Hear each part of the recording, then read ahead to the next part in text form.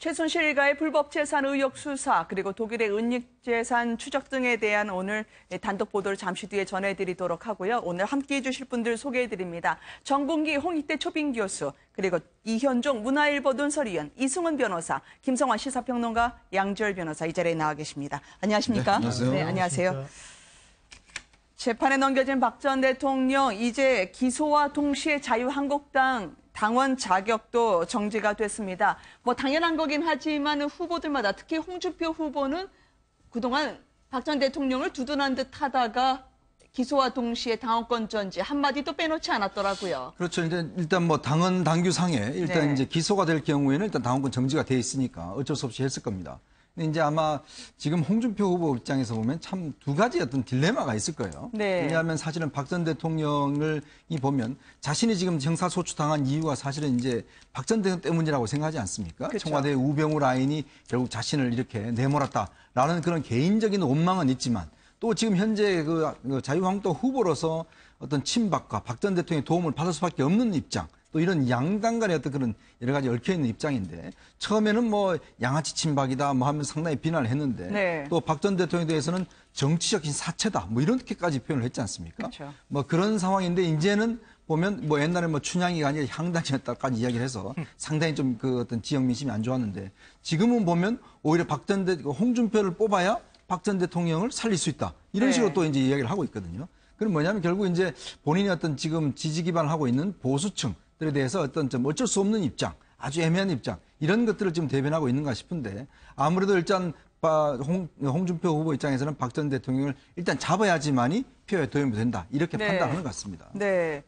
이런 박 전 대통령은 제가 지켜드릴게요라고 말을 하는 듯합니다. 최순실 씨가 공판 과정에서 박 전 대통령이 자신을 잘못 만나서 험한 꼴을 당했다고 울먹거렸다고 하던데요. 이렇게 박 전 대통령을 두둔하는 게 자신의 앞으로 재판 과정에 어떤 영향이 있길래 이렇게 지속적으로 이야기하는 걸까요? 일단 모든 부분에서 최순실 씨와 박 전 대통령 같은 경우는 공범 관계로 놓여 있지 않습니까? 네. 그렇기 때문에 박 전 대통령에게 조금이라도 유리한 어떤 결정이 나온다는 게 최순실 씨에게는 도움이 된다는 건 그냥 당연히 상식적인 부분이고요. 네. 근데 최순실 씨 같은 경우는 박 전 대통령이 어떤 사회계 추구 이런 부분에 대해서 좀 굉장히 전혀 그런 사람이 아니다. 뭐 신발도 낡은 거, 시계도 낡은 거, 뭐 네. 개인적으로 뭐 특특한 어떤 이익 같은 거 추구해 본 적도 없고 이런 사람들이었는데 나 때문에 이런 정도의 어떤 문제가 발생을 한 것 같다. 그런데 이게 파렴치범이나 이런 사람이라고 우리가 박 전 대통령을 뇌물로 본 건 아닌 거거든요. 네. 그러니까 그게 사익을 추구한다는 의미에 대해서 명확하게 좀 다르게 봐야 될 것 같아요. 설령 박 전 대통령이나 혹은 최순실 씨와 같이 해서 무슨 재단이나 이런 것들이 실제로 좋은 취지로 만들었다라고 하더라도 대통령이라는 권한을 이용해서 그런 식으로 모금을 해서도 안 되는 거고 또 그게 네. 정말 파렴치하게 내 주머니에 챙긴다는 의미가 아니라도 어쨌든 사인이 그런 일들을 만들기 위해서 임의로 그 대통령이라는 권한을 이용해서 만약에 대가관계가 있는 일을 들어준 거라면 그게 뇌물이 된다라는 거거든요. 네. 그러니까 최순실이 얘기하는 것처럼 이렇게 막 정말로 뭐 진짜 막 우리가 생각하는 뭐 내 주머니에 챙기는 이런 게 아니거든요, 어차피. 근데 그 개념 자체를 막연하게 잘못 파악하고 있기 때문에 어쨌든 최순실 씨 같은 경우는 지금 박 전 대통령이 굉장히 깨끗한 사람이고 내가 아는 평생 이런 사람은 없었다라고 강변을 하고 있는 거죠. 네. 지금 최순실 씨의 태도를 보면요. 이전에 우리가 게임 이론을 가지고 얘기할 때 죄수의 딜레마라는 표현을 사용했잖아요. 그때 죄수의 딜레마는 배신을 할 경우에 자기한테 돌아오는 이익이 극대화되거나 최대가 될 경우를 얘기를 하고 있는 건데 네. 게임 이론에 이런 게 또 있습니다. 사슴사냥 게임이라고 있는데요. 이거는 두 사람이 협동을 해야지 사슴을 잡을 수 있다. 그러니까 두 사람이 협동했을 때 이익이 극대화된다. 이런 이론이거든요. 네. 지금 이제 최순실 씨는 사슴사냥 게임을 하고 있는 거나 마찬가지입니다.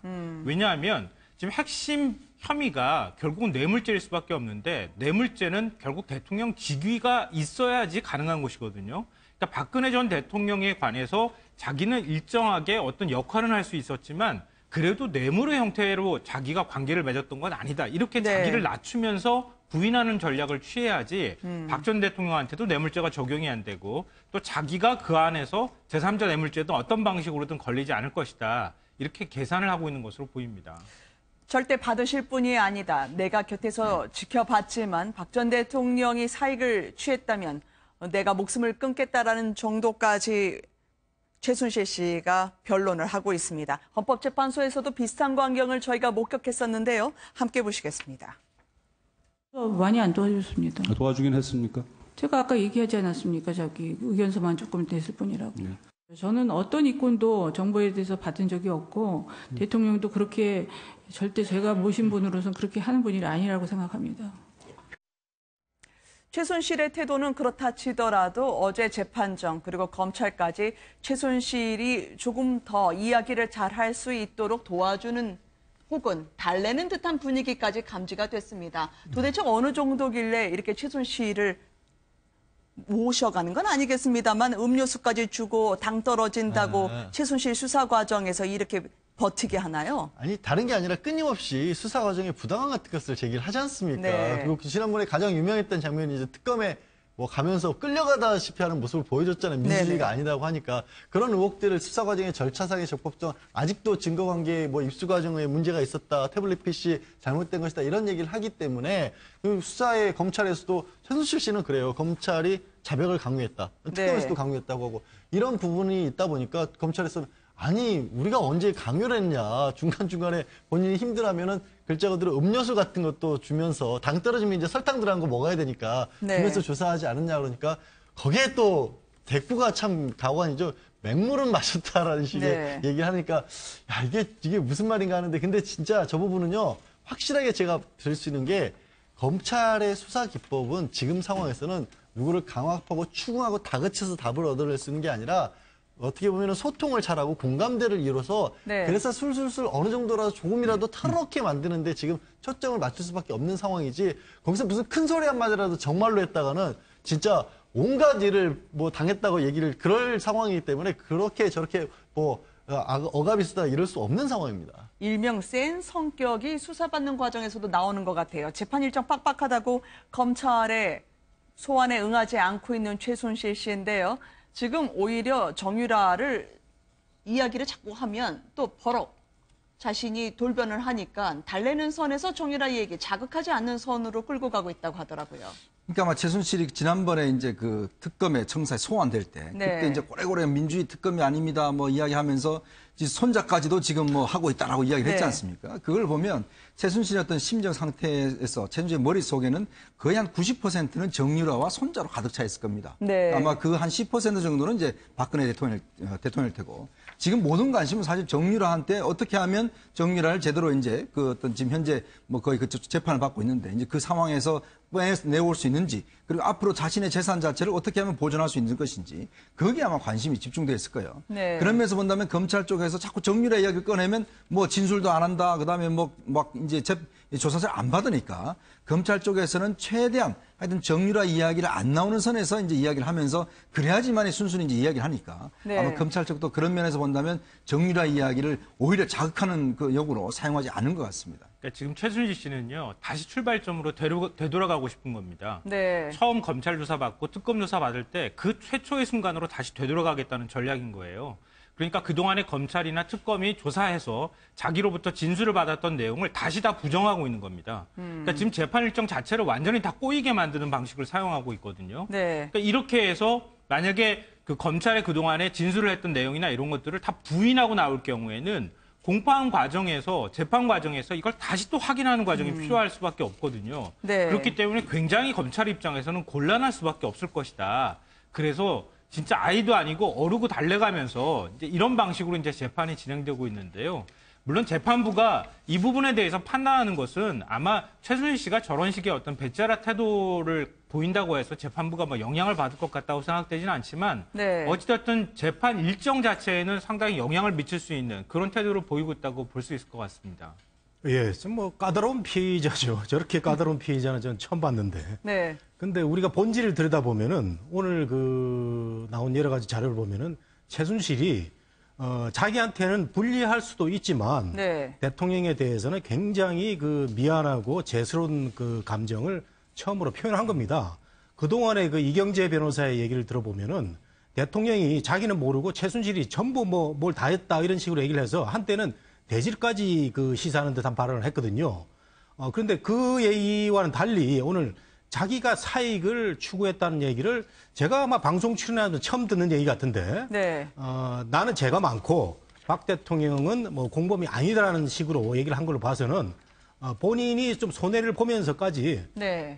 박 전 대통령에 대해서는 매우 미안하고 네. 박 전 대통령이 조금이라도 죄를 덜 받았으면 하는 그런 그 표현이 오늘 나온 걸 봐서는 상당히 그 약간의 태도 변화가 있다 이렇게 보입니다.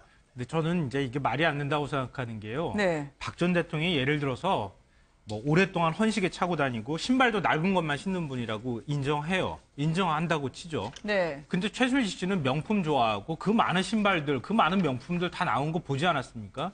뇌물 받았다는 얘기도 지금 나오고 있는데 뇌물은 물론 뇌물은 아니지만 금품을 받았다고 이제 얘기하는 것까지 나오고 있는 상황인데요. 지금 혐의와 관련되는 내용을 보면은 박 전 대통령이 돈을 받았다는 혐의 내용이 있는 게 아니거든요. 결국은 박 전 대통령 주변에서 최순실 씨가 어떻게 사익을 취하려고 했는지 결국 두 사람이 이익을 공유하는 관계이기 때문에 뇌물죄가 성립이 되는 것이지 지금 박 전 대통령이 돈을 받았기 때문에 뇌물죄가 성립이 되는 것은 아니거든요.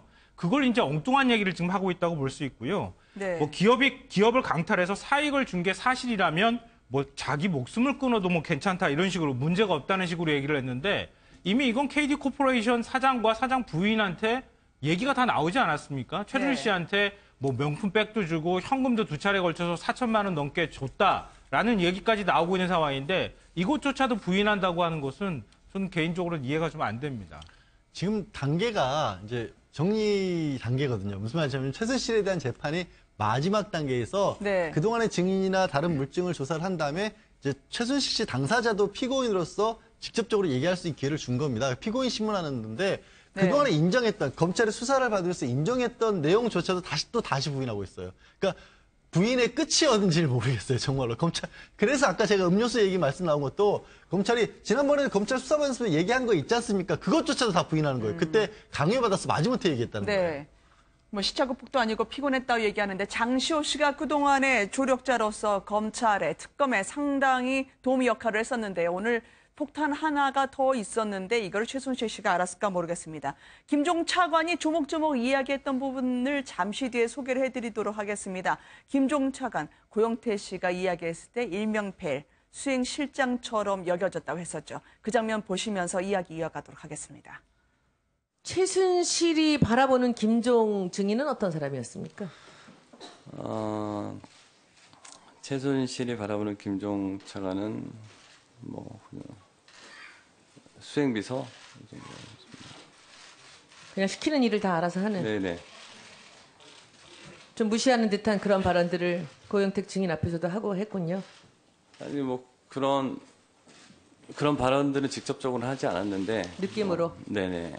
그래서 왜냐면 계속 뭔가 제시하고 뭔가를 얻으려고 하고 했던 것 같아서. 이랬던 김종 전 차관이 오늘 공판 과정에서요. 최순실이 그토록 아끼고 그토록 숨기고자 했던 정유라의 이름을 박 전 대통령이 당시에 거론해서 상당히 놀랐다는 진술을 했다고 합니다. 그렇죠. 결국에는 김종 차관이 이제 왜 최순실의 존재가 정말 왜 중요한가 이거를 네. 이제 결정적으로 알게 된 게 결국 이제 박 전 대통령이 한 번 불렀다는 거 아니겠습니까? 자기 네. 차관할 때 단 한 번 불렀는데 그 단 한 번 부른 상황에서 바로 정유라 이야기를 하더라는 거예요. 네. 그러면 승마 지원에 대한 이야기를 하더라는 것이죠. 아니 대통령이 차관을 처음으로 불렀는데 그 한 이야기가 정유라와 승마 이야기를 했다. 네. 그러면 도대체 이 최순실이라는 존재는 얼마나 이제 큰 존재인가. 아마 거기서 본인이 이제 느꼈던 것 같아요. 야 네. 역시 이 최순실은 정말 대단한 존재구나. 대통령이 나를 불러서 직접 최순실의 그 딸까지 이야기를 하면 승마 지원까지 이야기를 하는 걸 보면 정말 그 힘이 있는 사람이구나. 네. 그래서 그 다음부터는 거의 최순실의 뭐 수행 비서처럼 네. 뭐 이야기하면 네네네네 그러고 또 어떤 뭐 정말 그 옆에서 고영태가 지켜보기에도 어떻게 정부 부처의 차관이 네. 어떻게 개인한테 저렇게까지 할 수 있는가라고 할 정도로 이제 김종 차관이 어떤 일을 했는데 이번 상황을 보면 사실은 김종 차관이 어떤 법정에서 보면 최순실의 어떤 여러 혐의에 대해서 사실 증인 비슷하게 지금 많은 걸 폭로해버리고 있어요. 네. 그리고 지금 또 한편으로는 지금 현재 구치소에서 가장 생활을 잘하고 있다는 또 이야기가 있습니다. 모든 사람들의 간섭을 네. 다 하고 참 그런 걸로 보면 김종 차관의 참 오지랖이 상당히 넓구나 이런 네. 생각이 좀 듭니다. 발이 넓구나라고 방송용어로 저희가 네, 또 한다면 아무래도 최순실의 국정농단 연출 겸 주연이었다면 이제 조연급이 속속 오늘 공판에서 등장을 했습니다. 이 정유라 국가대표 선정 의혹과 관련해서 최순실 씨가 안 의원 의혹 말도 안 되는 거 아니냐라고 얘기하면 바로 얼마 되지 않아서 김기춘 실장이 전화가 오거나 연락을 와서 바로 조치에 나서라고 강하게 대응하라고 했다고요. 그러니까 그런 부분이 이제 김기춘 전 비서실장 같은 경우에는 뭐 최순실 씨를 아예 모른다고 했다가 네. 모른다고 할 수는 없지 않느냐라고 또 바꿨다가 청문회에서 했다가 나중에는 최근에 이제 구치소 내에서는 이게 내가 김기춘 최순실에 대해서 어떻게 좀 제대로 관리를 했었어야 되는 게 아닌가라는 후회하는 그런 얘기도 했다 하지 네. 않습니까? 그런데 이번에 더 적극적인 상황이 나온 거죠. 김기춘 씨가 사실은 이게 승마협회와 관련돼서 뭔가 민원이 제대로 해결이 안 되고 있으면 바로 비서실장이 연락을 와서 나에게 직접적으로 그 압력을 넣었다. 그러니까 네. 해결을 잘 할 수밖에 없었다라는 건데요. 여기서 보면은 드러나는 것이 이런 것 같습니다.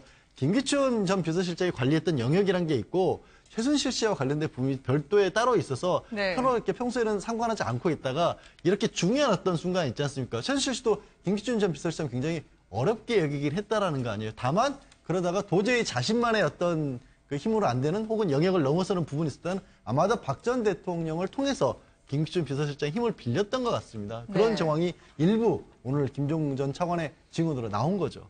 그러니까 이게 박 전 대통령이 중간에 있었다 그러면 정말 황당한 내용인 거죠. 네. 한 선수가 국가대표로 선정되느냐 마느냐 가지고 의혹 제기가 일어났는데 그 의혹 제기에 대해서 적극적으로 대응하라고 대통령이 그렇게 지시를 했다? 얼마나 한가한 얘기입니까?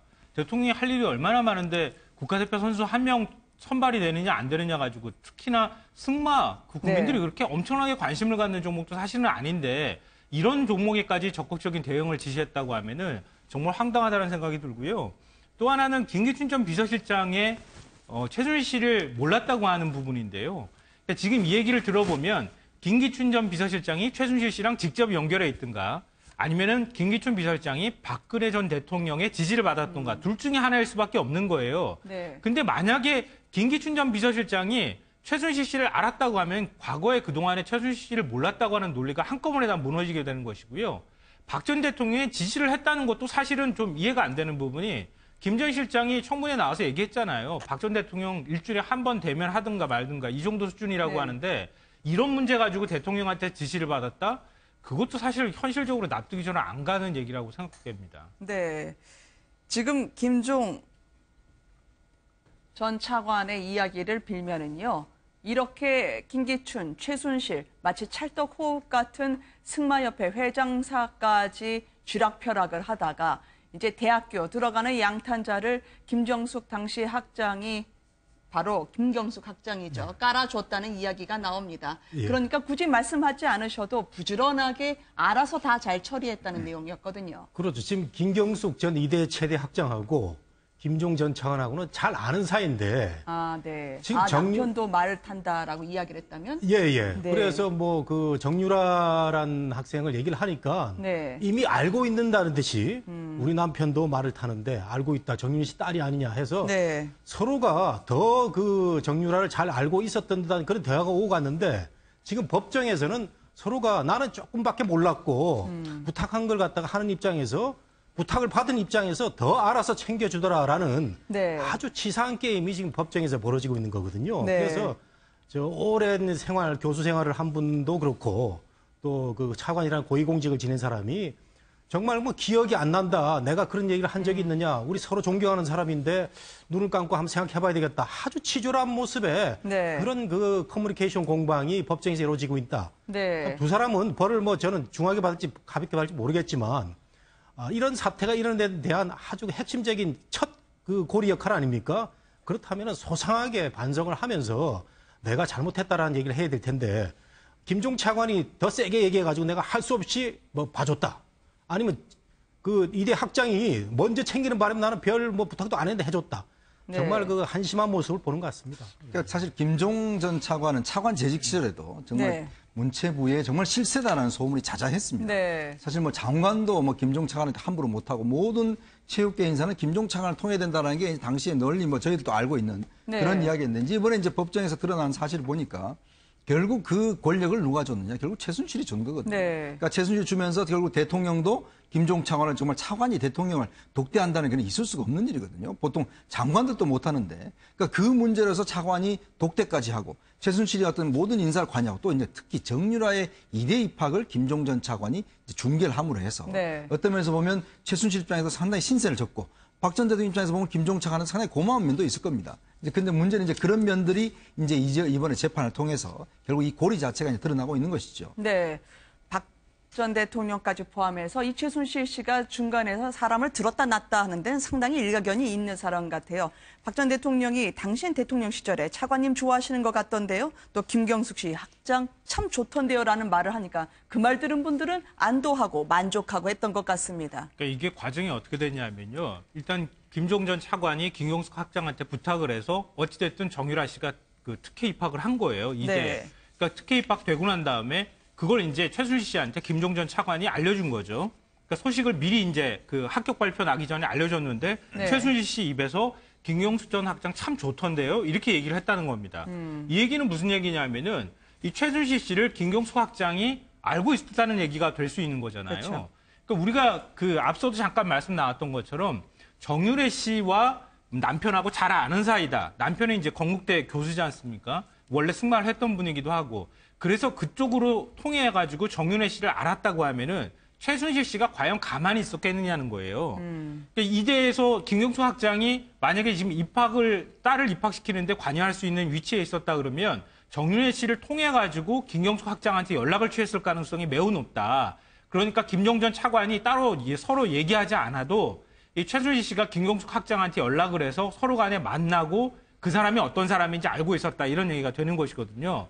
그러니까 이때 특혜 입학에 최순실 씨가 제일 중심에 있었다는 것을 보여주는 한 사례라고도 할 수 있을 것 같습니다. 며칠 전 공판 과정에서 2대에서 승마 선수 뽑는다는 것도 직전에 알았다고 하면서 사전에 전혀 몰랐다고 부인했던 최순실 씨입니다. 또 대통령의 선거 지원도 자신이 직접적으로 하지 않았다, 지켜볼 뿐이었다는 취지로 얘기를 했지만 정작 김종 전 차관의 증언을 통해 들어보면 누가 선거를 잘 도와줬는지 찍어서 공단 이사장으로 내려보내는데 최순실 씨가 역할을 했고요. 바로 옆에 있는 차관의 얼굴을 향해서 대통령이 당신을 좋아한다라는 얘기 한마디로 하면서 자신의 사람으로 끌어들였다는 흔적이 역력한 것 같아요.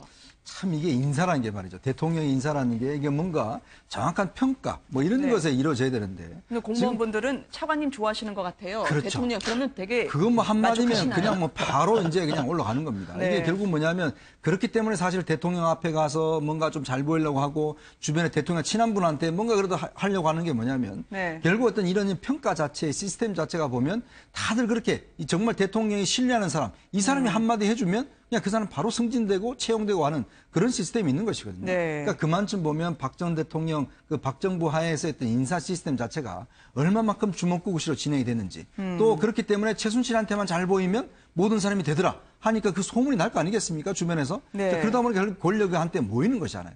그러다 보면 고영태도 그 관세청장한테 뭐 몇천만 원 받고 당연히 채용해줬고. 그러니까 이런 걸 보면 꼬리에 꼬리를 물고 이런 비리가 생겨나는 것이죠. 결국 이게 보면 정말 인사권을 가진 대통령이 정확한 판단을 했어야 되는데 결국 최순실한 사람 말은 절대적으로 믿고 다른 사람 말은 전혀 안 믿으니까 네. 결국 권력의 무게 자체가 모든 것들이 최순실한테 넘어가면서 이 농단 사태가 오지 않았나 그렇게 생각이 듭니다. 정유라 씨 오직 자신의 딸을 위해서 나라 전체를 이렇게 뒤흔들었었는데요.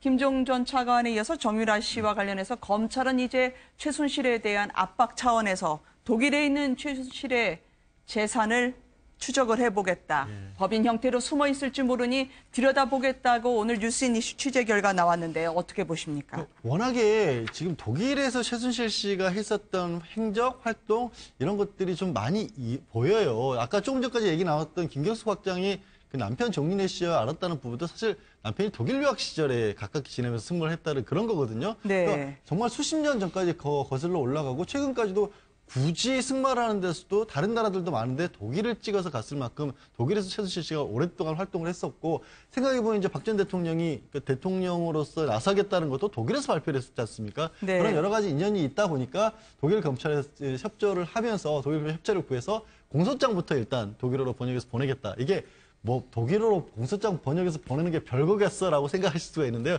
이게 네. 굉장히 복잡한 과정입니다. 한국말로 공소장이 돼 있는 거를 일단 법률 용어이기 때문에 네. 이거를 양쪽 법을 다 알아야 되는 사람이 이거를 번역을 할 수가 있는 거예요. 법률 네. 공소장은. 게다가 그리고 한국말로 된 거를 바꾼 다음에 이게 그럼 한국 검찰이 작성한 것을 해외에서도 인정받을 만한 공증의 과정을 거쳐서 독일 외교부를 통해서 독일 법무부로 전달이 되고 독일에 검찰이 그걸 접수를 한 다음에 봐야 되는 그런 과정이거든요. 저도 그래서 회의하고 재판을 진행을 해보면 아주 간단한 문서 하나 왔다 갔다 할 때마다 2, 3개월이 금방 가요. 근데 물론 독일하고 한국하고는 지금 굉장히 긴밀하게 협조도 이미 해왔기 때문에 그보다는 낫겠지만 네. 어쨌든 검찰이 지금 만만치 않은 작업인데 그거를 극복해 가면서라도 뭐 독일이 저렇게 들어볼 만한 가치가 충분히 있다라고 판단을 내린 거죠. 최순실에게 이게 압박이 될 수 있나요? 정유라 씨는 한국이 불안정한 정치 상황이다. 그래서 난민 지위를 신청할 수도 있다라고 하는 보도가 나오던데 말이죠. 착각을 하고 있는 거죠. 우리가 정치적 난민이라고 하면은 네. 해당 당사자가 고도의 어떤 정치적인 이념이 분명하고 네. 정체성이 나는 어떤 확실한 정치 이념이 우리나라 자기 고국과는 맞지 않기 때문에 나라를 떠날 수밖에 없다는 그런 정치적인 망명이 해당이 되는데 네. 정유라는 형사사건의 피의자로 될 수 있는 그런 상태에서 지금 체포영장이 발부돼서 구금돼 있는 거 아닙니까? 네. 그렇기 때문에 이런 정치적 망명이라는 것은 받아들여질 가능성이 제가 법률가는 아니지만 거의 없다고 보는데 여전히 지연작전을 쓰는 것 같아요. 네. 체포영장이 한 6년 뒤까지 유효하다고 하는데 법원에 계속 1심, 2심, 3심까지 가고 이런 거 또 국제인권재판소까지 가겠다는 그런 작전 같은데 정치범도 아니고요. 네. 정치 망명도 불가능한 상태에서 국제인권재판소에 갈 가능성이 없는 것이죠. 그렇기 때문에 저는 아무리 최순실이 딸 때문에 여러 가지로 증언을 솔직히 안 한다고 하고 있더라 하더라도 우리가 빨리 덴마크 협조해가지고 이런 정말 꼼수를 못 쓰게 네. 빨리 데려오는 게 정도가 아닌가 생각이 됩니다. 저는 우리 검찰이 좀 더 분발할 필요가 있다고 생각됩니다. 네. 그러니까 박근혜 전 대통령을 기소를 이제 하지 않았습니까? 그동안에 이제 국정농단 사태와 관련돼 있는 관련자들을 대부분 이제 기소하고 구속 기소하거나 불구속 기소하는 선에서 이제 어느 정도 다 마무리를 졌거든요. 이제 정유라 씨 문제가 이제 남아 있는 겁니다. 네. 그럼 앞서도 말씀 나눴던 것처럼 최순실 씨 독일 재산과 관련되는 의혹도 상당히 많이 그동안에 제기가 됐거든요. 그러니까 그 부분에 관한 것, 그리고 정유라 씨와 관련해서 어떤 거기에 관련이 있는지 이런 것들에 대해서 이 지난번 특검 같은 경우에는 인력의 어떤 제한이라든가 수사 기간의 제한 같은 게 있었는데 검찰은 그게 없잖아요, 지금. 훨씬 동원할 수 있는 인력도 많고 네. 또 조직을 동원할 수 있는 그런 동원력도 굉장히 큽니다. 그렇기 때문에 독일 검찰의 협조를 구하든 어떤 방식으로든 최순실 씨의 독일 재산을 추적한다거나 정유라 씨와 관련돼서 지금 공소장을 번역하는 작업도 마찬가지지만 좀 빨리빨리 대처를 해서 정유라 씨 관련 혐의를 좀 더 밝혀낸다거나 이런 부분에 대해서 좀 검찰이 더 노력을 해줬으면 좋겠다 이렇게 생각합니다. 네. 어쨌든 검찰이 이렇게 수사상 최순실 씨 앞에서는 정유라 얘기를 하지 않으면서 진술을 하도록 유도하고 그러나 독일에는 너의 재산이 어떻게 숨겨져 있는지 한번 볼게라고 추적을 하면 최순실은 어떤 반응을 앞으로 내보일 수 있을까요? 굉장히 압박을 느낄 겁니다. 그러니까 네. 다른 것도 있고 지금 얘기가 나왔죠. 말씀하신 것처럼 저도 역시 똑같이 정치적 망명은 말도 안 된다고 생각하지만 그러나 어떻게 보면 저런 일을 추진하는 일을 정유라 씨가 본인의 힘으로 할 수 없을 텐데 그럼 누군가 도와주고 있지? 도와준다는 것은 어떤 지원자를 떠나서 정치적인 재력도 있어야 한다는 거거든요. 결국 최순실이 가지고 있었던 기존에 유지했던 독일에서의 힘 같은 것들이 상당 부분 고스란히 지켜지고 있다는 거기 때문에 정유라 씨에 대한 압박 더하기 최순실 본인으로서는 나의 어떻게 보면은 숨겨놨던 재산, 또 근거지 내지는 혹은 독일에 어떻게 보면 망명이라도 해서 어떻게 보면 그쪽에서 자리를 잡으려고 했던 기반 같은 것이 다 흔들릴 수도 있다는 생각을 하면 네. 이중으로 압박감을 좀 느낄 수도 있다라고 봅니다. 그래서 네. 어떻게 보면 더 어떻게 보면 검찰의 지금 사실 수사는 마무리된 상황이지만 법원에 나왔어도 과거에 자신이 조금이라도 유리하게 했던 것마저도 다시 또 뒤집어서 불리하다고 번복을 하고 있는 거죠. 네. 최순실 씨 얘기와 함께 공판, 또 하나의 중요한 공판이 오늘 열렸었습니다. 롯데의 총수 일가에 대한 첫 공판이었었는데요. 지금 신격호 총괄 회장의 세 번째 부인으로 알려진 서미경 씨가 지난번에도 이어서 이번에 비슷한 옷차림으로 다시 등장을 했습니다. 오늘 공판에서 주론 신격호 총괄 회장이 자신의 딸 그리고 자신의 부인에 대해서 적극적으로 그동안 재산을 나눠주면서도 기밀에 붙이면서도 도와주려 했던 정황이 포착이 됐더라고요. 그렇죠. 결국 이제 신격호 회장이 이제 어떤 본인의 재산 자체를 지금 특히 이제 서미경 씨라든지 일가한테 이제 많이 증여했던 이런 정황들이 이제 나타나고 있는 것인데요. 아무래도 이제 관련자들은 대부분의 모든 혐의 자체를 이제 신격호 회장한테 다 넘기는 것 같아요. 왜냐하면 신격호 회장이 지금 연세가 많으시고 여러 가지 이제 지금 법원 측에서도 보면 이제 처벌하기가 힘든 상황이기 때문에 모든 문제는 그냥 다 신격호 회장 쪽으로 그냥 신 회장이 결정했다, 신 회장이 결정했다 이런 식으로 이제 모든 것들을 다 밀어버리는 이제 그러한 현상이 지금 벌어지고 있는 것 같습니다. 네.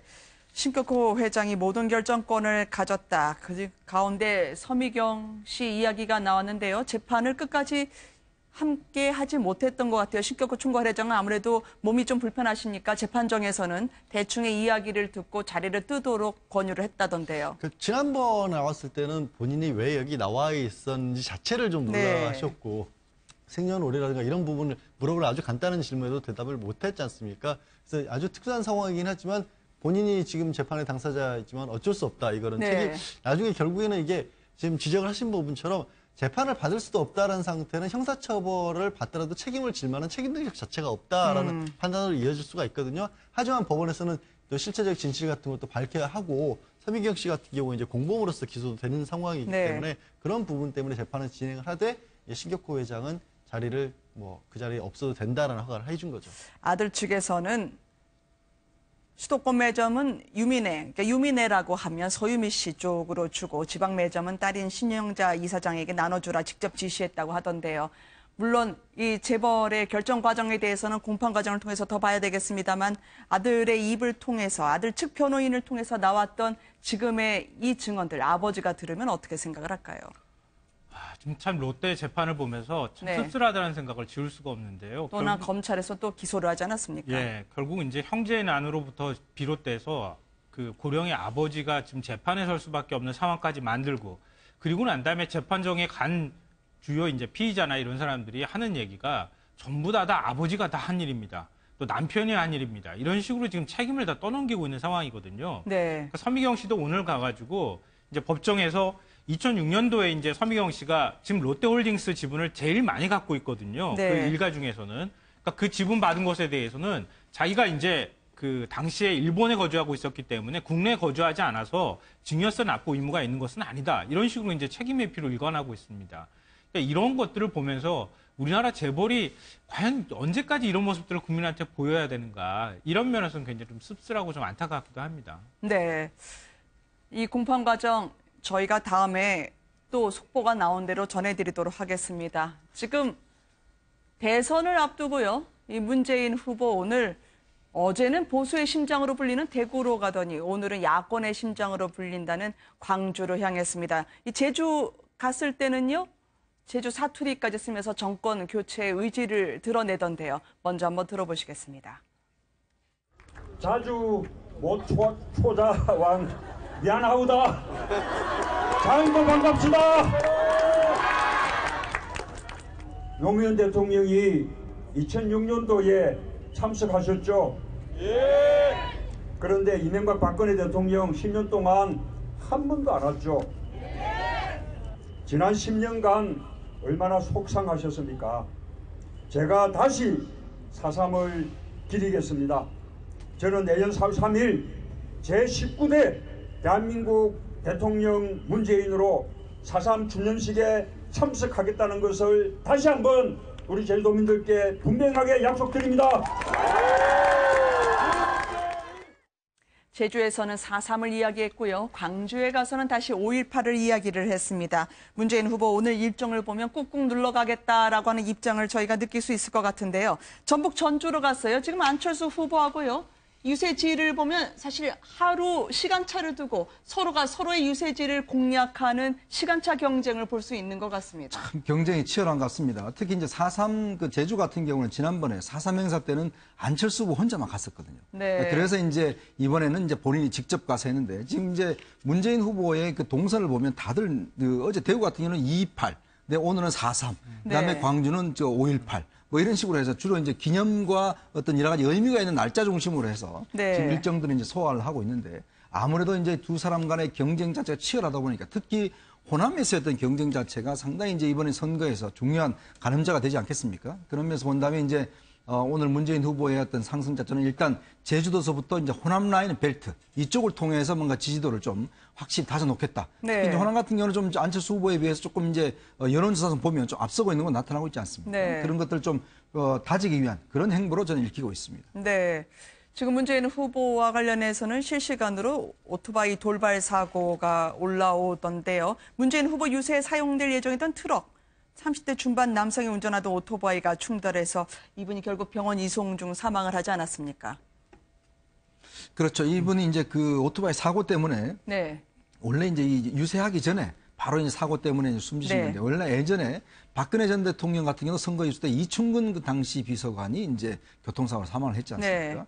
이번에도 보면 이제 지금 뭐 어떤 그 사고 자체는 이제 그 트럭과 이제 오토바이와 트럭의 어떤 충돌 사고 때문에 난 거지만 일단 문재인 후보가 본인의 책임도 있다. 그래서 네. 아마 직접 상가에까지도 간 것 같습니다. 네. 이게 지금 유족 측이 반발하고 있어서 논란이 좀 커지고 있는 측면이 있는데요. 유족이 왜 반발을 하는 그러니까 거죠? 너무 늦게 대응했다. 네. 뭐 이런 건데요. 유족이 반발하는 이유는 크게 두 가지인 것 같습니다. 사고가 발생한 게 이게 16일 오후 1시 무렵이었거든요. 네. 근데 그 다음에 그 문재인 캠프에서 이 사건 내용을 전체적으로 인지하고 그다음에 안규백 선대위 총무본부장이 빈소를 찾아간 게 네. 17일 다음 날 오후 3시 무렵이었습니다. 그러니까 이 부분에 대해서 너무 늦게 왔다. 네. 뭐 이런 거가 하나가 있고요. 또 하나는 이제 사고 당시에 이 1톤 트럭하고 오토바이가 부딪혔을 때 그 트럭 기사가 119에다가 신고를 한 게 아니라 다른 목격자가 신고를 한 것이다. 네. 그러니까 그 부분에 대해서도 이게 좀 뭔가 의혹이 있다. 이런 부분에 대해서 제기를 하고 있는 것이거든요. 그리고 또 초기에 이제 문재인 캠프에서 대응할 때 유세 차량을 관리하는 어떤 작은 부서나 이런 데에서만 관련자들만 인지하고 있었지 문재인 캠프 전체가 이 사건을 다 인지하고 있었던 건 아니었던 것 같습니다. 네. 그래서 대응이 좀 늦어졌던 부분에 대해서 굉장히 서운함도 표시하고 좀 반발하고 나중에 이제 그 어제가 되겠죠. 어제 오후 8시 무렵에 문재인 후보가 제주 일정 비행기를 이제 제주 일정 소화하기 위해서 비행기를 예약했다가 그것도 취소하고 이제 급히 경찰병원에 마련돼 있는 빈소를 찾아가긴 했는데 네. 그때도 일부 유족이 좀 반발을 했다고 합니다. 근데 그런 이제 대응의 어떤 모습들 때문에 오히려 좀 사건이 커지는 거 아닌가 그런 생각이 듭니다. 그런데 사고 이후에 문재인 후보는 어쨌든 오토바이 운전자께서 유명을 달리하셨기 때문에 가슴이 아프다라면서 자신이 책임질 일은 있으면 우리 당이 반드시 책임지겠다고 했는데 국민의당에서는 왜 이 부분에 대해서 행동이 부적절했다, 언론 플레이다라고 공박을 하고 있는 건가요? 네. 네, 오래 앉아 계셨던 이승훈 변호사님께 드디어 마이크를 옮깁니다. 네, 감사합니다. 일단 사고의 원인이 만약 어떤 그 운전기사의 문제였다면 당연히 책임져야 되는 거 아니겠습니까? 근데 이제 문제는 뭐냐면 골든타임을 놓쳤다는 의혹이 있습니다. 즉, 그러니까 교통사고가 났으면 바로 112에 신고를 해야 되는데 그렇지 않고 문 후보 측에 먼저 전화를 걸었다는 겁니다. 그 다음에 또 우리 유가족들이 조문받기를 싫어한다고 나왔지 않습니까? 그런데 그럼에도 불구하고 조문을 갔다라고 하는 것은 이게 표심을 의식한 것이라는 좀 생각이 들고요. 그리고 자꾸 이런 부분에 대해서 언론에 또는 페이스북 등에 올린다는 것 자체가 약간 표심을 위한 언론 플레이가 아닌가.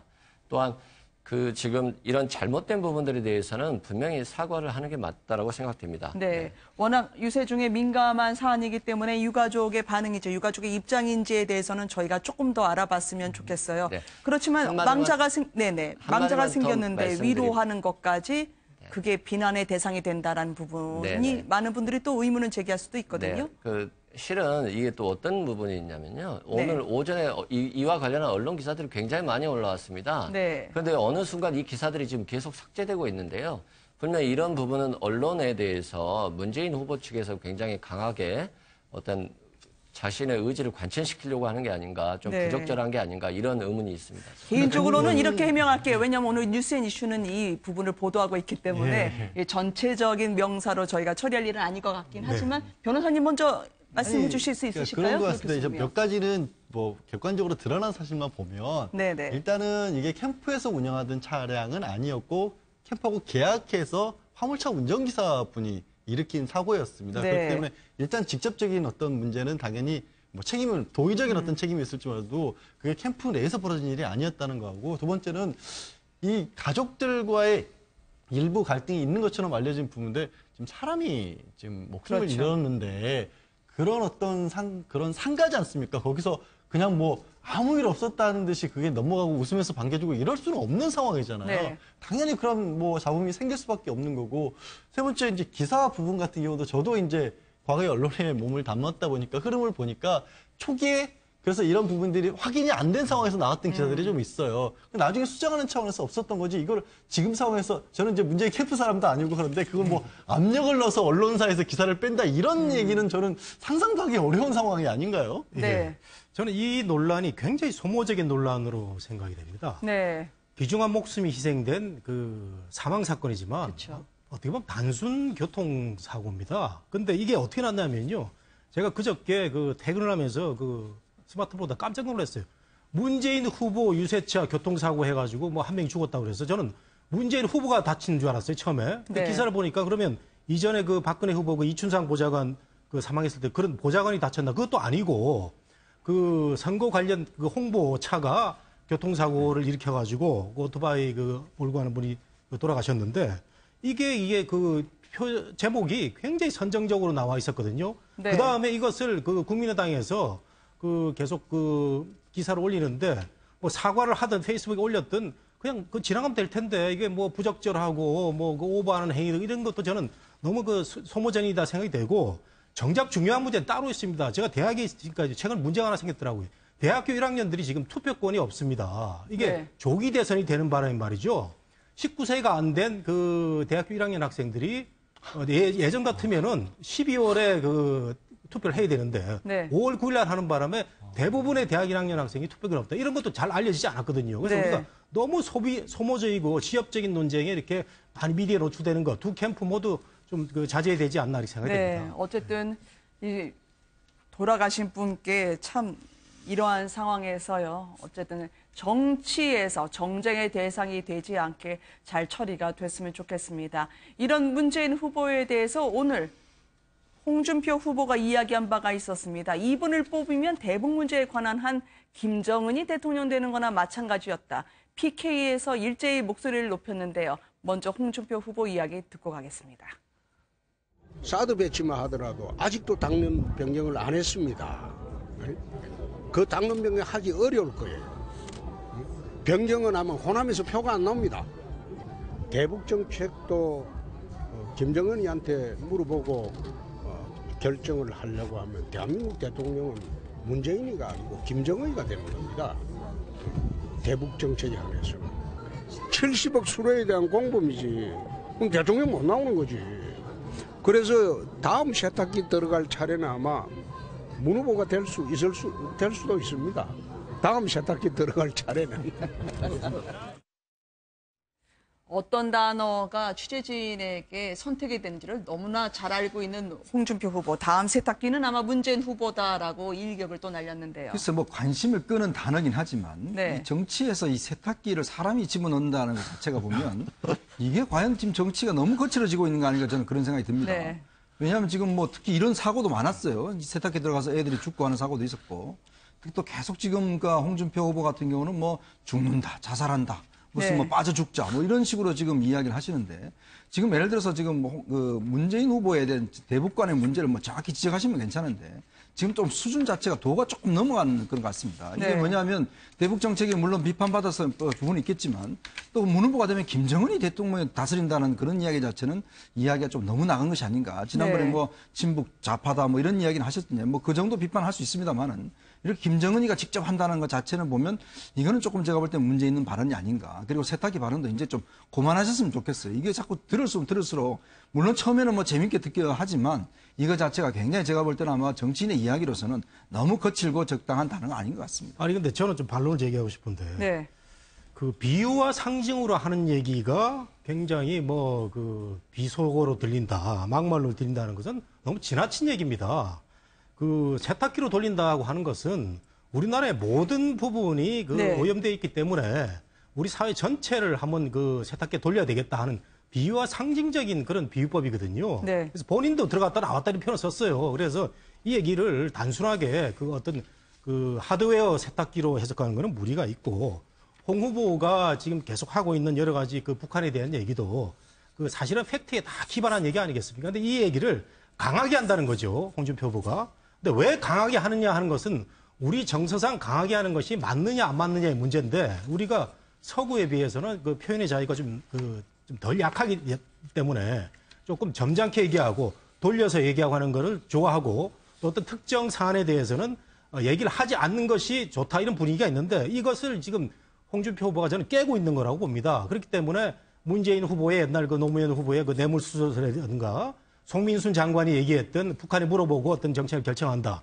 이런 얘기를 하고 있는데 그런 판단은 이제 국민들이 하는 거거든요. 그렇다면은 지금 네. 홍준표 후보가 오늘 12%까지 나온 걸 보면은 뭐 그렇게 큰 그 어떤 막말이나 비하적인 방법은 아니다 이렇게 생각이 됩니다. 이게 먹힌다고 생각을 하니까 TK와 PK만 계속 머물고 계시는 것 같아요. 그래서 영남으로만 가고 계시는데 지금 여기 또 하나의 변수가 오늘 끼어들었습니다. 북한의 선전 매체 우리민족끼리에서요. 지금 안철수 후보의 견제구를 넣는 듯한 발언을 했습니다. 차악을 선택한다느니 야당 후보, 중도 성향의 후보를 지지한다는 부분을 오늘 인용을 했거든요. 홍준표 후보가. 그러면서 김정은 대통령을 뽑는 거와 마찬가지다라고 하니까 이거 일거의 색깔론으로 가지 않을까라고 하는 우려가 나올 수도 있을 것 같아요. 그러니까 홍준표 후보의 비유와 상징, 뭐 비유법 자체를 탓할 생각은 전혀 없고요. 네. 다만 이제 사실을 왜곡하거나 아니면 뭐 이념적으로 색깔론을 부각시킨다거나 이런 게 문제라는 거예요.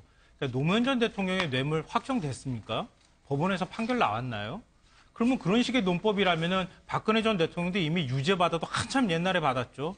그리고 홍준표 후보도 이미 유죄 받은 거랑 마찬가지 아닙니까? 그렇게 따지면 대법원에서 형사 확정 안 됐는데 본인은 형사 확정 안 됐다고 해가지고 본인은 무죄고 그리고 다른 사람은 검찰에서 발표했다고 유죄입니까? 그러니까 그런 식의 논법을 사용한다는 것 자체가 사실 왜곡에 해당이 되기 때문에 부적절하다 이렇게 얘기가 나오는 거고요. 그러니까 지금 김정은을 대통령으로 뽑는 거나 마찬가지다 이런 표현을 사용한 것은 물론 정치 전략적으로 보면은 그러니까 문재인 후보에 대한 어떤 그 이념적인 문제에 대한 거부감 또 비문재인, 반문재인 정서를 좀 건드리기 위한 전략적인 포석이 깔려 있는 거라고 보지만 그렇다 하더라도 어떻게 김정은을 뽑는 거나 마찬가지라고 얘기합니까? 우리나라 그 얘기가 말이죠. 제가 조금만 죄송합니다. 그 사실상이라는 표현을 썼거든요. 네. 사실상 김정은을 뽑는 거와 마찬가지라고 이렇게 직설적인 표현 뒤에는 표현 앞에는 사실상이라는 표현이 붙어 있어서 정치 지금 구호입니다. 이런 얘기를 드리고 싶고 유죄라는 표현은 홍준표 후보가 안 썼어요. 그 1차 토론 때 우리가 봤지 않습니까? 중앙수사부 내용이라고 하면서 공격을 했더니 문재인 후보가 어떻게 얘기를 했냐면은 당신 책임질 수 있느냐라고 맞받았는데 저는 그렇다면은 민주당 쪽에서 지금 저 고소나 고발이 들어가야 되는 거 아닙니까? 근데 그런 법적인 그 의뢰는 안 하고 있습니다. 그러니까 계속 그런 공방의 대상인 것 같고 김정은이 되는 거와 똑같은 얘기는 뭐냐면은 송민순 그 전 장관의 회고록에 참여정부에서 대북 정책 결정할 때 그 북한에 대해서 눈치 봤다고 하는 사실이 나와 있잖아요. 이 얘기를 가지고 그 비유를 해서 예를 든 겁니다. 그렇기 때문에 전적으로 팩트에 없는 허위 사실을 얘기했다는 것은 잘못된 얘기죠. 네. 안철수 후보는 오늘 우리민족끼리의 발표와 관련해서 입장을 내놨어요. 김정은 정권이 나를 두려워한다. 김정은에게 경고한다고 이야기하는데요. 지금 이 북한의 변소와 안철수 후보 이걸 어떻게 봐야 될까요? 오히려 저희 입장에서는 또 오해를 받을 수가 있고요. 네. 또 우리 홍준표 의원의 어떤 세탁기 발언, 국정농단이나 경제위기 책임을 지고 있으신 분께서 이런 발언은 부적절하다고 보여지고요. 분명히 문재인 후보 쪽에서 명확히 해야 될 부분에 있는 것 같습니다. 지금 현재까지 사드 입장이 무엇인지 잘 모르겠습니다. 계속적으로 안철수 후보와 국민의당을 이렇게 공격하고 있지만 본인은 아예 주장 자체가 없습니다. 그래서 이 부분 때문에 우리 보수 분들이 많이 안보에 대한 불안을 느끼는 것 같고요.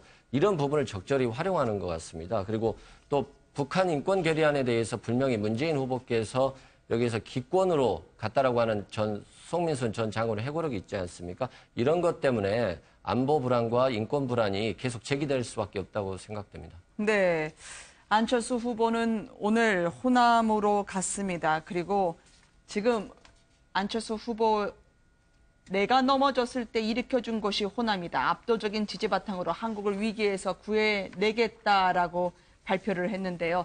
포스터나 그런 부분들이 호남 분들에게 혹은 국민들에게 좀 어필을 하고 있다고 보시나요? 어떻게 평가하시나요? 일단 지금 뭐 포스터나 이 문제에서는 제가 논란 일으키는 제가 볼 때는 성공한 것 같습니다. 네. 왜냐하면 이제 관심들이 보면 이제 포스터 관련해서 뭐 그동안 다 넘어갔는데 일단 지금 그 안철수 후보의 포스터가 일단 지금 뭐 여러 가지로 뭐 조명이 되고 있지 않습니까? 네. 또 특히 이제 아마 이게 안철수 후보의 약점이 지금 2030 세대한테 이제 좀 지지도가 좀 약하다 이런 네. 측면이 있는데 이제 그 세대에 대한 관심을 기울이는 데 1차적으로 좀 성공한 것 같아요.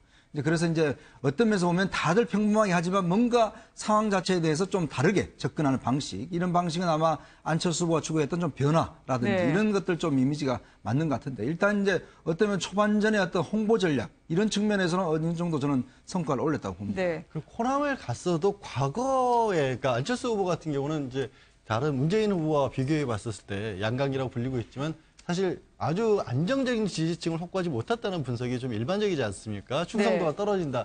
근데 지금 안철수 후보가 가장 기댈 수밖에 없는 것은 결국 호남인데 이번에 선거의 특징은 뭐 문재인 후보가 첫 선거 시작을 대구에서 시작한 것을 알 수 있듯이 어느 지역구도 이런 것들이 나오기가 참 어려운 것, 이미 다 깨진 네. 것으로 보이지 않습니까? 호남에서도 지난번 대선 같은 경우는 문재인 후보를 다 지지하지 않더라도 열정적으로 전략적 선택을 했지만 이제 그럴 가능성은 좀 낮아졌다라고 오히려 네. 봐야겠죠. 포스터로 인한 홍보 전략에 이어서요. 중저음의 유세 방식이 여전히 변하지 않았었습니다. 안철수 후보의 결연했던 유세 현장의 목소리를 한번 들어보도록 하겠습니다. 본인이 변해야 나라도 바꿀 수 있다고 하던데요. 함께 보시죠. 호남의 압도적 지지가 대한민국을 바꿉니다. 국민이 이기는 대한민국 기필코 만들겠습니다. 자, 저와 함께 국민이 이긴다 삼창 해주십시오. 자, 시작합니다. 국민이 이긴다. 국민이 이긴다. 국민이 이긴다. 고맙습니다. 어느 사이엔가 안철수 후보의 목소리 트레이드 마크가 됐는데요. 근데 이게 앉지도 못하고 자료도 보지 못한다는 내일 TV 토론에서 그대로 나올 수가 있을까요? 어떻게 평가하고 계시나요? 네. TV 토론에서는 좀 어렵겠지만 네. 안철수 후보의 그 자신감이 묻어나는 것 같습니다. 저 목소리도 나올 수 있을까요?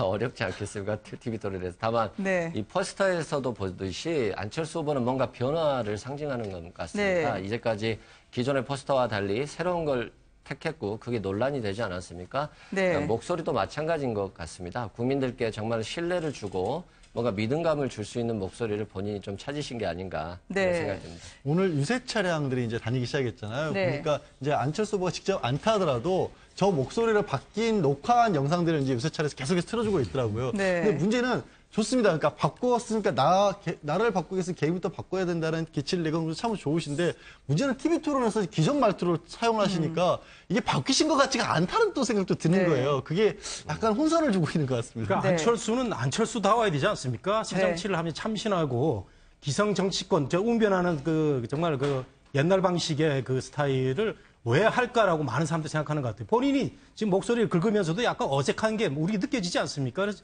저는 저런 부분이 좀 안타깝고, 그 다음에 홍보물에 대해서 굉장히 논란이 네. 많은데, 우리가 선거에 출마하는 사람들은 사진을 찍어서 과도한 수정을 못하게 돼 있는데, 제가 느끼기에도 소위 말하는 속된 말을 뽀샵이라고 그럽니까? 그걸 많이 한 것 같아요. 그래서 이런 부분은 선거법에 저촉이 안 되는지, 네. 자그마한 규정이라도 지켜야 될 텐데, 그런 부분도 저는 지적을 좀 하고 싶습니다. 포토샵은 선거법만에 선거법과는 관계가 없는 것으로 옆에 계신 두 변호사분들이 네네. 웃으셔서 그걸로 답변을 대신합니다. 아니요, 선거관리위원회 규정에 보면요. 네. 사진하고 이런 거 포스트 만들 때 보면은 과도하게 수정을 못하게 돼 있다. 그러니까 본인을 과도하지 않잖아요. 혼선을 일으킬 정도로가 아니, 그게 해석이 나름인데, 네, 그러니까 그렇죠. 문제가 없이 넘어가는 거죠. 네. 그렇기 때문에 그런 것도 조그만 거 하나부터도 규정을 지키는 그런 정치 지도자가 필요하지 않을까라는 생각이 들어서 제가 여쭤보는 거예요. 대통령 후보 나가는 거 참 어려운 일 같아요. 포토샵 하나에도 이렇게 신경을 써야 되니까 말이죠. 안철수 후보가 목소리 애쓴다는 거 말씀드렸고 호남도 가서 대전이 벌어졌는데 하필이면 그 능수능란한 박지원 대표 입에서 이런 말이 나와서 오늘 한동안 인터넷이 시끄러웠습니다. 그 장면으로 모시는데요. 잘 들어보셔야 됩니다. 순간 훅 지나가거든요. 함께 보시죠. 문재인이 되어야 광주의 가치와 호남의 몫을 가져올 수 있습니다. 안철수가 돼야 한다는 것을 제가 일부러 한번 실수를 해봤습니다. 좀처럼 실수 안 하시는 분, 저 어떡해요?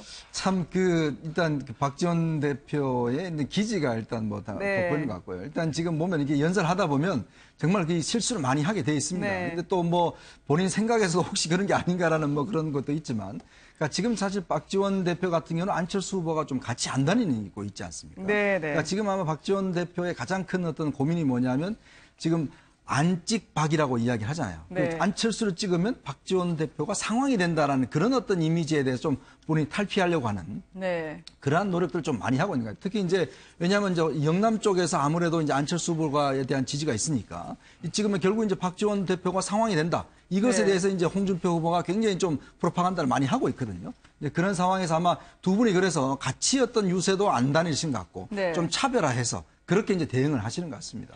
네, 박지원 대표의 발언은 사실 논란성 발언이 굉장히 많이 나오고 있는데요. 네. 그러니까 참여정부 시절에 대북 송금 특검할 때 그때 DJ를 골로 보냈다, 뭐 이런 식의 표현을 사용해서 문재인 후보에 대해서 이렇게 이야기를 네, 했죠. 그렇게 문재인 후보를 지금 비난하고 있는 상황인데요. 이게 지역 감정을 조장했다고 해서 굉장히 좀 논란이 되고 있는 상황입니다. 네. 그러니까 박지원 대표가 사실 뭐 호남의 맹주고 호남 뭐 여론이나 민심을 좀 좌지우지할 만큼의 영향력을 가지고 있다 이렇게도 볼 수 있겠지만 그렇다 하더라도 지금 대선 선거 공간에서 호남의 민심을 감정적으로 저렇게 자극하는 발언들을 하는 것은 그렇게 바람직하지 않다 이렇게 네. 보입니다. 오히려 안철수 후보한테도 그렇게 도움이 되지 않는 발언이라고 저는 생각해요. 네. 네, 뭐 별로 도움은 안 되는 것 같고요. 다만 네.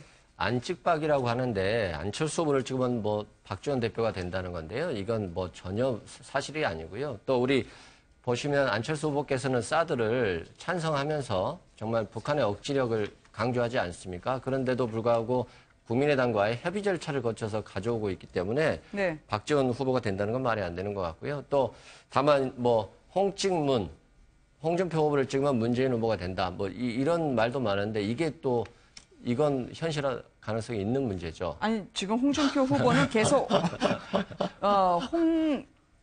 홍이라고 이야기를 하고 있습니다. 그래서 현실화될지에 대해서는 어쨌든 이게 선거 전략이 워낙 치열하게 맞붙고 있는 전장이라서 말이죠. 이 홍치콩에 이어서 오늘 홍준표 후보가 여성에 대해서 과거에 이대생에 대한 발언이 논란이 됐었었는데 이번에는 여성의 가사노동, 그것은 마치 하늘이 점지한 일처럼 이야기한 게 논란이 되고 있습니다.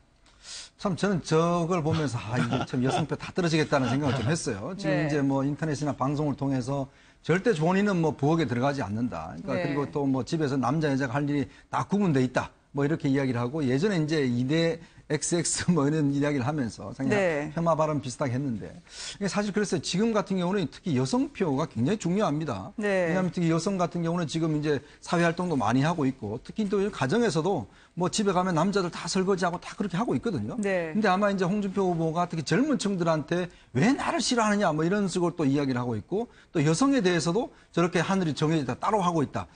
좀 사고방식이 조금 정근대적인 사고방식인데 저런 전략을 가지고는 여성표 얻기가 굉장히 힘들걸요. 아니 근데 제가 좀 말씀 먼저 드리겠습니다. 네, 여기 영남 분들 네. 많으시니까 말씀. 홍준표 후보의 최근에 모든 언행이 네. 모든 미디어에서 굉장히 부정적으로 언급이 되는데 네. 저도 홍준표의 그 부정적인 면, 뭐 긍정적인 면 다 보면서 어떤 면을 좋아하지 않는 면도 있고 좋아하지 않는 면도 있는데 네. 오늘 그 얘기는 홍준표 후보의 그 마초적인 그 농담이 드러난 겁니다. 네. 그리고 자세히 보면요. 예? 요즘은 저런 농담하면은요. 큰일 납니다. 줌을 보존하기가 쉽지가 않습니다. 아니, 뭐 그렇게 해도 볼 수 네. 있는데요. 그 내용을 자세히 보면은 집안에서 일어나는 일은 자기가 다 책임진다고 그랬거든요. 그래서 네. 한 문장만 딱 떼고 보면은 정말 그 여성을 비하하는 아주 가부장적인 정말 마초 같은 사람으로 비춰지는데 그 뒤를 네. 보면 또 그렇지도 않습니다. 그렇기 때문에 저는 홍준표 후보가 요즘 기성 미디어로부터 전부 외면받고 있다. 심지어는 종편으로부터도 외면받고 있다는 얘기를 하고 있어서 자기는 트럼프처럼 SNS 통해서 선거도 한다는 얘기를 하는데 네. 이런 것도 넌 특정 후보에 대해서 너무 지금 부정적인 얘기가 많이 나오고 있다는 말씀을 좀 드리고 싶고 홍준표 후보가 지금 그 하나 제기하는 것 중에 제가 그 궁금한 게 하나 있어요. 네. 안철수 후보가 뜨는 바람에 가장 피해를 본 사람이 홍준표 후보인데 사드 당론 바꾸겠다고 한 사람이 안철수 후보인데 당론 후보 바꾸겠다고 한 지가 일주일이 넘었어요. 근데 지금까지도 그 얘기가 안 나온 걸 보면은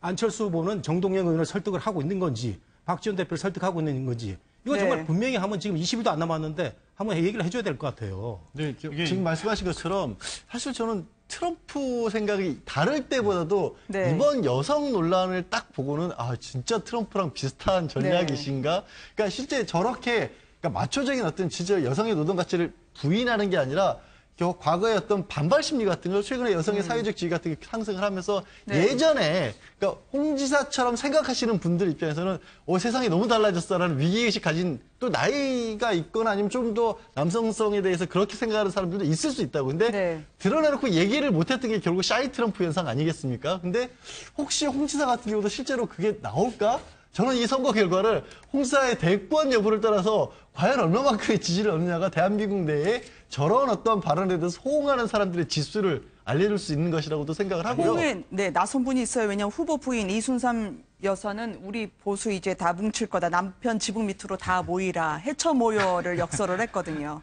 아니 근데 과거 몇 차례 이제 대선하고 총선 그 유권자 성향을 분석한 것들을 보면요. 여성 유권자가 결국 후보를 선택한다고 하는 분석 결과도 사실이 있습니다. 그러니까 여성 유권자들의 표심이 굉장히 중요하거든요.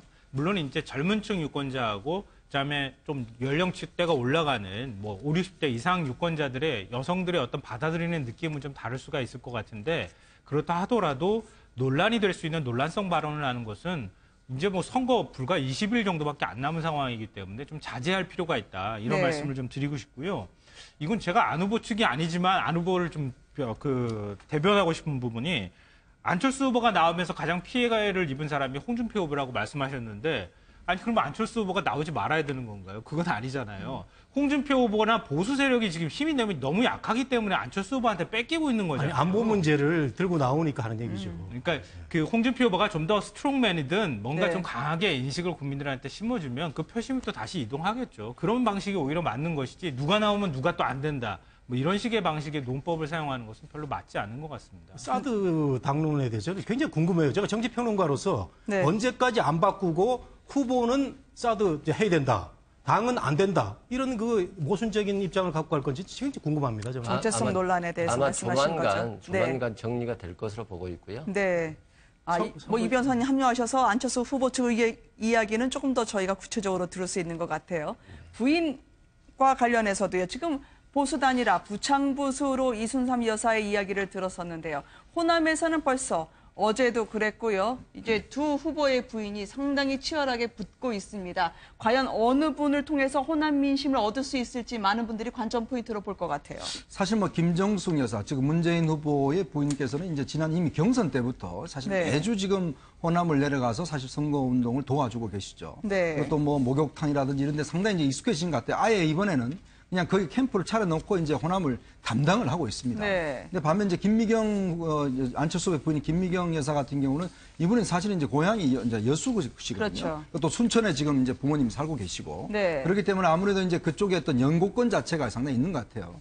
근데 최근에 이제 여러 가지 이제 김미경 여사의 이제 그 보좌관 갑질 논란 뭐 그런 게 있었는데 알고 보니까 사실은 뭐 그게 안철수 후보에 관련된 연설을 하기 위해서 가서 그 부탁을 받은 것에 도움을 받은 것 뭐 그 정도 수준인 것 같아요. 근데 문제는 이제 결국 이제 호남 같은 경우는 결국 이제 두 부인의 대결로 지금 상당히 이제 붙어지는 것 같습니다. 그러니까 얼마만큼 가서 친화력을 할 것인지. 근데 보면은 지금 현재는 일단 문재인 후보의 부인이 먼저 좀 선점을 한 것 같습니다. 이미 경선 때부터 시작해서 꾸준히 지금 하고 있는 상황이기 때문에 김미경 여사 같은 경우도 지금 분발을 좀 하셔야 되는 그런 상황 아닌가 싶습니다.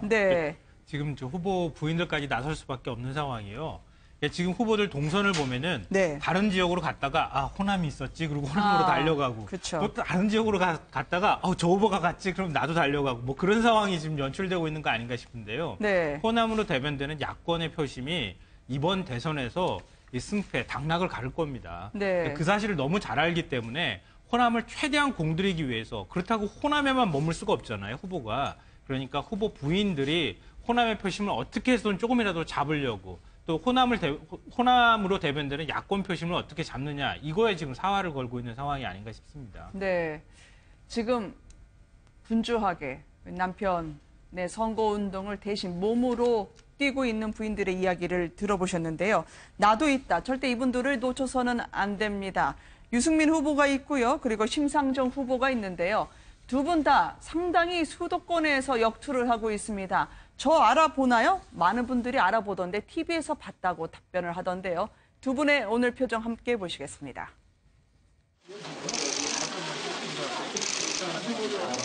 여러분 반갑습니다. 저 누군지 아세요? 어떻게 아세요? 텔레비를 봤어요? 홍철호 국회의원인데 여기 김포의 국회의원이에요. 여러분도 처음 봅니까? 안녕하세요. 이분이 고등학교 다닐 때 공부를 되게 못했대요. 맞죠? 그럼요. 여러분들이 실패해도 다시 도전하고 또 실패해도 도전하고 그런 나라를 꼭 만들어 드리기 위해서 노력할게요.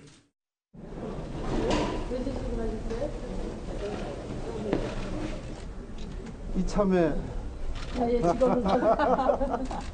딱인데.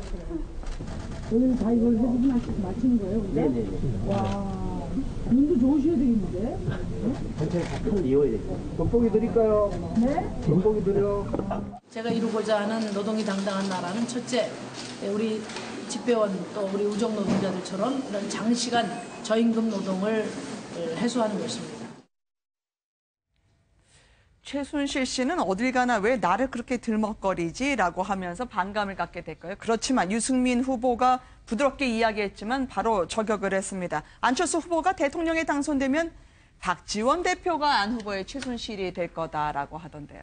그러니까 결국 이제 지금 유승민 후보가 이제 대구를 벗어나서 수도권에 와서 결국은 네. 지금 현재 자신의 지지를 이제 어떤 면에서 보면 좀 잠식하고 있는 게 이제 안철수 후보지 않습니까? 네. 그러다 보면 중도 보수층들이 자체가 지금 안철수 후보 쪽으로 좀 많이 가 있기 때문에 어떻게 하든가 지금 처음에는 이제 문재인 후보 쪽 공격을 했는데 결과적으로 보면 안철수 후보가 득을 본 그런 상황이 됐잖아요. 네. 그래서 아마 지금의 이제 공격 포인트는 결국 이제 안철수 후보 쪽으로 좀 가는 것 같아요. 네. 결국 왜냐하면 이제 보수가 정말 진정한 보수가 뭐냐? 그 보수의 개혁 이런 입장들을 좀 이제 수도권 분들한테 좀 강하게 어필하면서 네. 그 안철수 후보 갔던 지지도를 좀 끌고 오겠다. 이런 것 같은데 사실 지금 보면 어떤 면에서 보면 좀 유승민 후보 좀 혼자 움직인다는 그런 느낌을 좀 지울 수가 없습니다. 네. 이게 왜냐하면 당의 지금 의원들이 이게 참 새가 중요하거든요. 선거 그렇죠. 때는.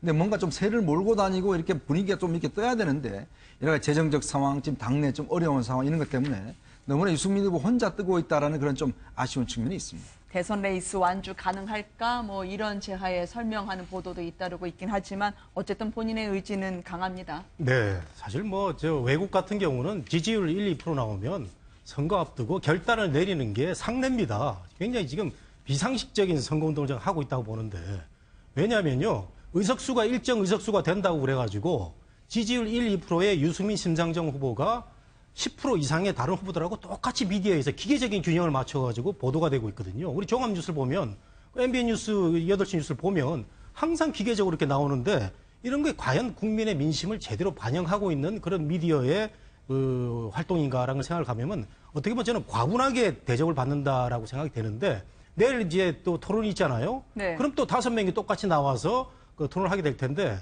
제가 학교에서 학생들한테 물어보면 1차 토론 때 뭐가 재미가 없었냐 그러니까 너무 많은 사람들이 나와가지고 제대로 시간 없이 토론했다는 이런 얘기도 있습니다. 그래서 두 사람이 뭐 배제될 가능성 없이 내일 또 하게 될 텐데 저는 뭐 이번 선거가 아니더라도 그 다음 그 어떤 때는 선거 규정 좀 바꿔가지고 네. 적어도 5% 미만의 후보들은 그 기계적 균형에서는 좀 그 배제가 되도록 하는 것도 필요하다 이런 생각이 들고 유승민 후보 같은 경우는 지금 뭐 결단의 시기인데도 계속 보수를 포병하면서 가고 있다. 뭐 글쎄 썩 그 긍정적인 상황은 아닌 것 같습니다. 네. 무엇보다 교섭단체 입장에서는 국민의 말을 다양한 시각에서 반영한다는 취지에서 피선거권을 가진 사람들에 대한 활동을 보도한다는 취지를 알아주셨으면 좋겠어요. 지금 가짜뉴스와 관련해서 하나만 짚고 넘어가려고 합니다. 안철수 후보 측에서 지금 천안함 유족의 묘역을 비워달라고 했다는 부분에 대해서 처음엔 가짜뉴스라고 했다가 나중에 인정을 했네요.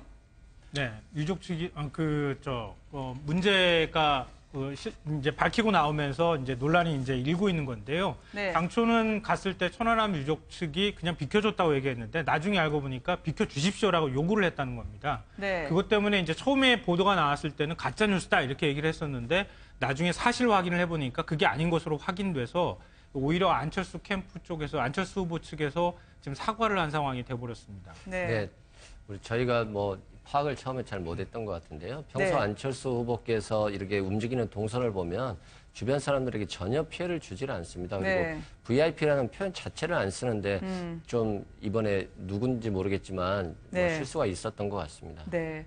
저희 거친 토론에 비하면 상당히 부드럽게 말씀해 주셔서 오늘 그냥 뜨뜻하게 뉴스 앤 이슈 이렇게 정리를 하도록 하겠습니다. 함께해 주신 여러분 고맙습니다. 고맙습니다.